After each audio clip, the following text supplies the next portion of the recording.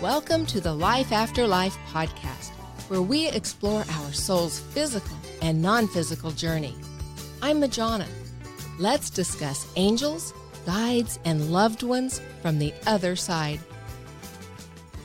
Hello. So good to see everybody. I didn't know I can see through the airwaves, did ya? Well, maybe I get a little bit punchy in here by myself. Yikes. Let's talk about karma. I made a new observation about this the other day that really has brought it to my mind, and I'll share that with you in just a moment. But first, what exactly is karma anyway? We hear the word thrown around, but what does it mean? Well, just like most spiritual or religious principles, it depends on who you ask. But basically, it means that you are carrying life lessons and energy around those lessons from lifetime to lifetime with you until you master them. So let's look at that on a smaller scale. Sometimes in this lifetime, you'll hear people say, oh man, karma's up. What that's referring to is if you made bad choices or you were not such a nice person to someone, then the universe turns around and pays you back. So you get to experience the downside of your actions or thoughts or feelings or whatever you just did. On a broader scale, that's carried over from lifetime to lifetime. So if in one lifetime you were a really great person and loving and giving and kind, then in this lifetime, that all gets reciprocated as people bestow those gifts upon you. If you were not a nice person, you were mean and judgmental and maybe had people beheaded, then this lifetime, you will probably be judged and people will be mean to you and there will be retribution in that manner. So it's sort of like a spiritual scorecard. Personally, I don't buy into the scorecard approach. So this is what came up for me recently that really has me going, okay, this one works for me. This resonates and makes sense. Because honestly, I've not really given karma a whole lot of thought. It has always fallen into that category of we don't really know, so do I want to spend my energy trying to figure it out? Because no matter how you look at it, it all boils down to what I always say on my podcast. We're here in this lifetime to learn and experience, and it's all about being a better person than we were last time around and even a better person than we were yesterday. It's all about being kind and loving. So what I was really unsure about is the whole one-on-one part of karma. Like, yes, okay, we have a soul pod. So what if in my last life I was just a really bad person, and whatever bad means? Then is my soul pod or whomever I was really bad to, whoever caught my wrath last time, what does that mean in this lifetime? They're going to reciprocate and I'm going to catch their wrath? That's the part that really never worked for me. So my little epiphany that many of you have maybe already had, but it's mine right now and I'm loving it, is dealing with astrology charts. All right, if you listen to any of our other podcasts, Subconscious Mind Mastery or Thomas's Fun Astrology, then you know that Thomas is all about astrology, which means that I'm learning a lot about astrology just by being in proximity. And I got to say, the more I learn, the more I'm going, okay, this is really, really powerful.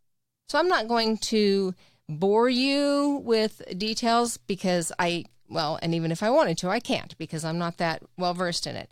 But what came to my attention is the North Node, South Node thing. So basically what this means is when you look at your South Node, it points to the characteristics you came into this lifetime with. Therefore, it's showing you past lifetime traits. All right, this got my attention. Now we're talking karma, baby. So the North Node is the opposite, and it's showing you where you're going to go. Where do you want to go in this lifetime? That's why we're like, oh my gosh, this is kind of like, okay, it's a roadmap. So I don't think that karma is specifically tied to people. This is the way I see it unfolding. We're all disincarnate souls in our soul pod. And we're planning out our next life together. Who's going to come in and what role, what relationships are we going to have? Then we each say, you know what? I want to experience whatever you want to experience in this lifetime. And your soul makes that decision. People in your soul pod support you in those lessons. So in my mind, a conversation might sound something like, okay, in this previous life, maybe it wasn't the most recent, but in a previous life, I had great power and wealth, and I used it not so wisely and kindly. But my soul has already experienced what it's like to have that rush of power and total control. So in this lifetime, I want to experience the opposite.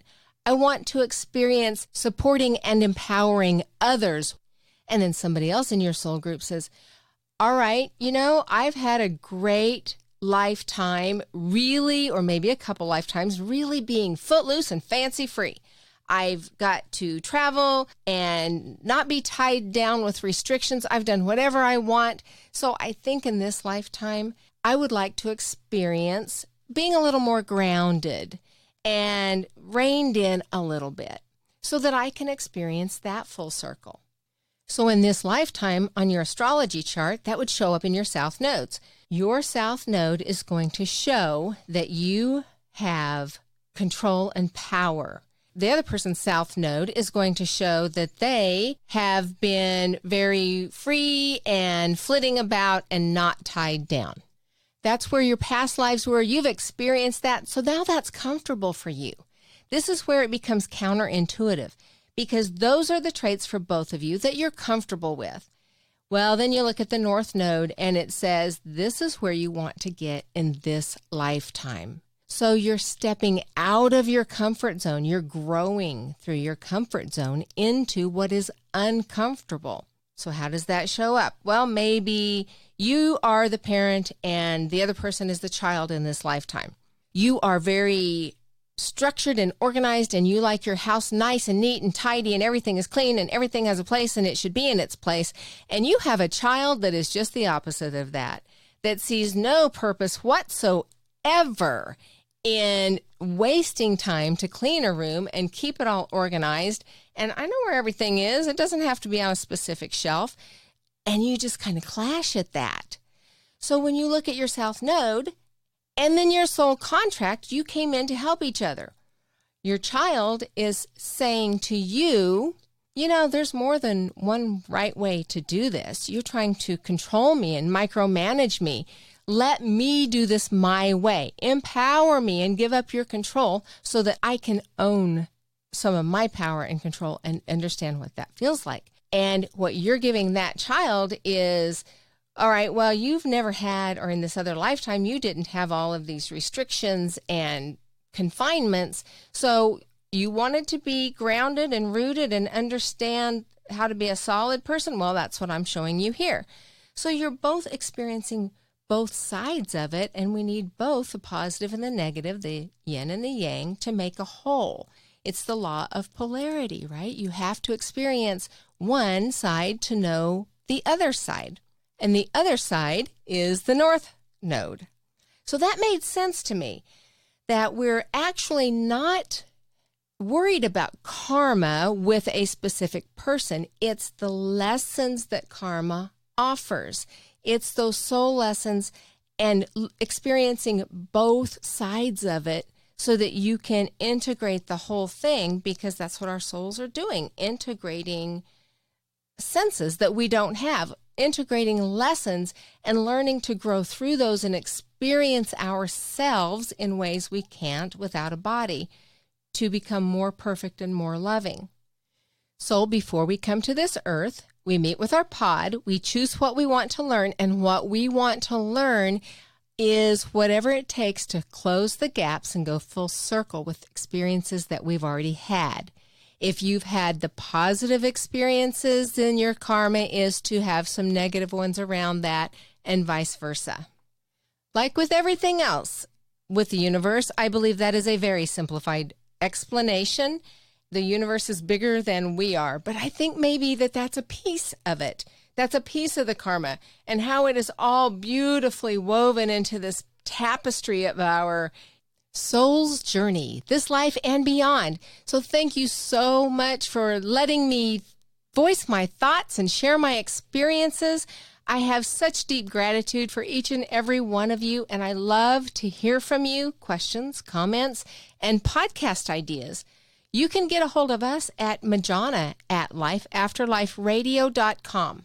Thank you so much, and I will see you again soon. Namaste.